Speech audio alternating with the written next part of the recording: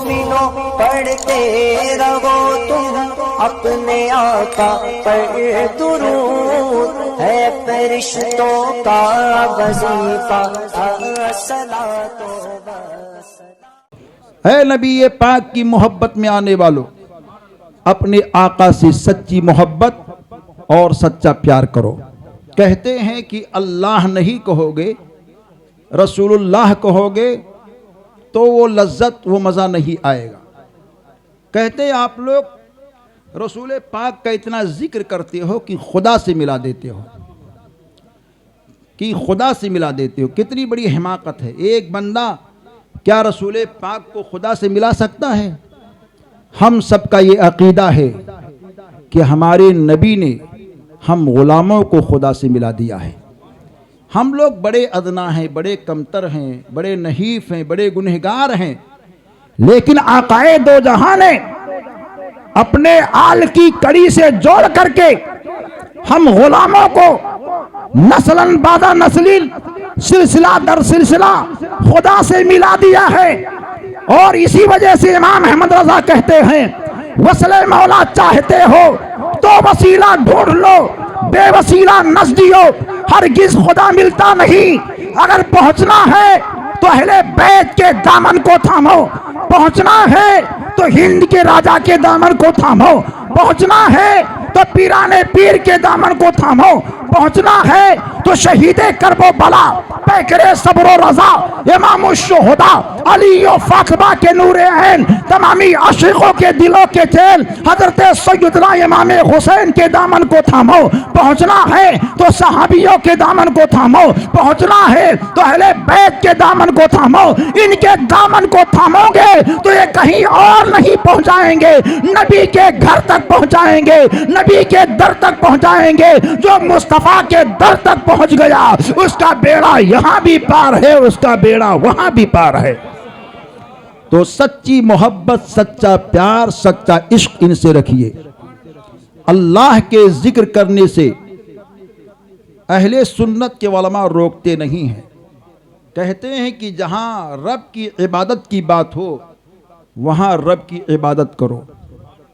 ایسا نہیں ہے کہ علماء اہل سنت یہ کہتے ہیں کہ فجر میں پہنچ گئے، نماز کے لیے کہہ دیا اللہ اکبر اور پڑھنے لگے یا نبی سلام علیک، یا رسول سلام علیک، مصطفیٰ جان رحمت پہ لاکھوں سلام، کعبے کی بدر الدجا تم پہ کروڑوں درود۔ نہیں، علماء اہل سنت یہ کہتے یہاں عبادت کی بات ہے۔ اب یہاں اللہ اکبر کہہ کر پڑھیے ثنا، اس کے بعد میں الحمدللہ رب العالمین سورت ملائیے، رکوع کیجئے، سجدہ کیجئے، اور جب تحیات میں تشہد پڑھیں، جب نبی پر سلام پڑھنے کی باری آئیے تو سلام پڑھیے، درود اور آل نبی پر درود پڑھنے کی باری آئے تو درود پڑھیے۔ یہ نماز کا طریقہ ہے کہ عبادت میں جہاں عبادت کرنا ہو مسجد اور اپنے گھر میں کھڑے ہو کر کے اللہ کی عبادت کرو، اور جب محفل میں آؤ تو مصطفیٰ جان رحمت کا چرچا کرو۔ ارے مصطفیٰ کے چرچے سے انسان کا چرچا ہوتا ہے۔ اسی وجہ سے رب نے کہا اے میرے بندو جب میرے حبیب کا چرچا کرو گے تو تمہارا بھی چرچا ہوگا، تم زمین پر چرچا کرو گے، آسمان پر تمہارا چرچا ہوگا، تم مکان میں چرچا کرو گے، سارے جہان میں تمہارا چرچا ہوگا، تم زمین پر چرچا کرو گے، عرش پر تمہارا چرچا ہوگا۔ گویا کہ نبی یہ دو جہاں کے دیوانے اپنے آقا کی میلاد کی محفل کو سجاتے ہیں، اولیاء کرام کے مزاروں کی پشت پناہی، ان کے روضے مقدسہ کی بہاریں، قادری جام، چشتی جام، سادات کا جام جب ہم سب کے ہاتھوں میں ہے تو ان کے چرچے کے فیضان سے ہم سب کا سینہ صرف سینہ نہیں رہتا ہے، آقائے کائنات کی محبت کا مدینہ بن جاتا ہے، اور جس کا سینہ نبی کی محبت کا مدینہ بن جاتا ہے وہ عام نہیں ہوتا ہے، وہ حقیقت میں مدینے والے مصطفیٰ کا سچا غلام ہوتا ہے۔ اپنے آپ کو بالکل تیار رکھیے اور ایسی تیاری کیجئے کہ آنے والا لمحہ جو بھی ہو وہ اس لمحے میں ہم کو اپنے آقا کی سیرت کو سننی ہے۔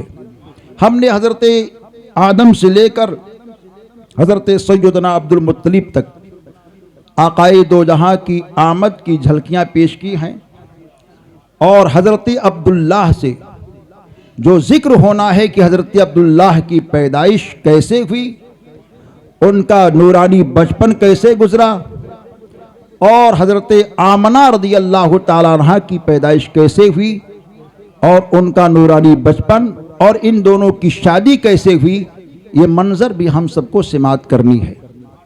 سرکار صلی اللہ علیہ وسلم کے چاروں خلفاء جن کا سلسلہ نسب سرکار سے آگے جا کر کے مل جاتا ہے، یہ ہم نے آپ کے سامنے پیش کیا۔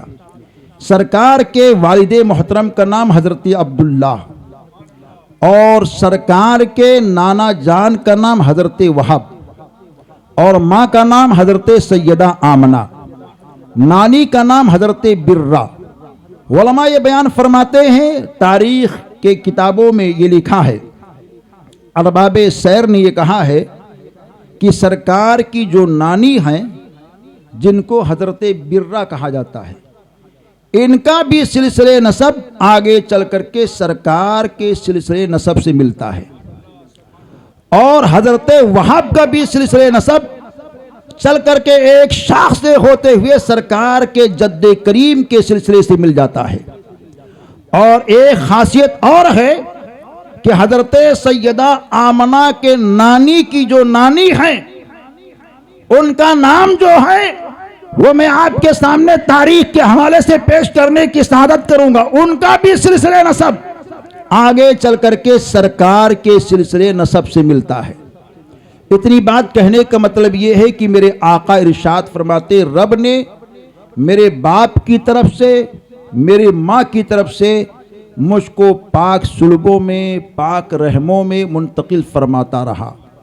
گویا کہ ہمارے اور آپ کے آقا ماں کی طرف سے بھی بے مثل و بے مثال، باپ کی طرف سے بھی بے مثل و بے مثال، ایسے بے مثل ہیں، ایسے بے نظیر ہیں کہ عاشق یہ کہتا ہے، آپ مختار زمن شاہ امم سرور دی، آپ سا کوئی نہیں۔ سمجھ میں آ رہا ہے؟ سمجھ میں آ رہا ہے نا کہ نظم میں نہ پڑھوں؟ نہیں سمجھ میں آ رہا تو نہیں پڑھوں گا، بول دیے سبحان اللہ۔ ارے کسی کو آواز پسند نہ آئے نہ آئے، نبی کی نعت کس کو پسند آئے؟ آپ سب تو نبی کے دیوانے ہیں، میری آواز کو مت دیکھو۔ یہ باپو صاحب پڑھتے ماشاءاللہ ایکو میں ایسی آواز، سبحان اللہ، یہ گھنٹوں تک پڑھتے رہے تو فرق نہ پڑے، یہ حضرات تشریف فرما یہ لوگ بھی پڑھیں تو فرق نہ پڑے، لیکن میں کمزور آدمی ہوں بھائیو، تھوڑا سہارا دو کام بن جائے، ہے نا؟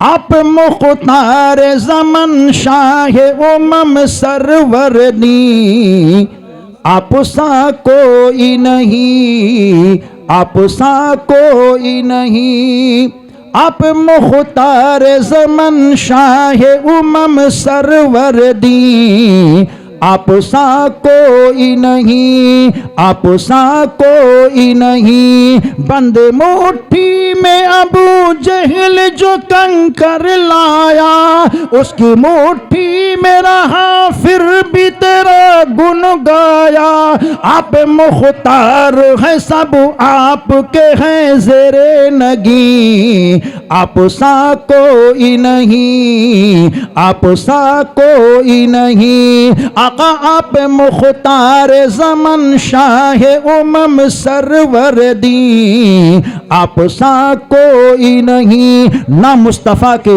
آنے کا کوئی جواب ہے، نہ مصطفیٰ کے چھانے کا کوئی جواب ہے۔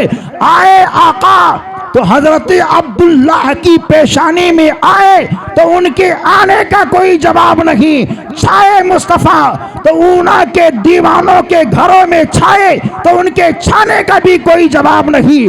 کل بھی ہم اپنے آقا سے محبت کرتے تھے، آج بھی کرتے ہیں، انشاءاللہ صبح قیامت تک کرتے رہیں گے۔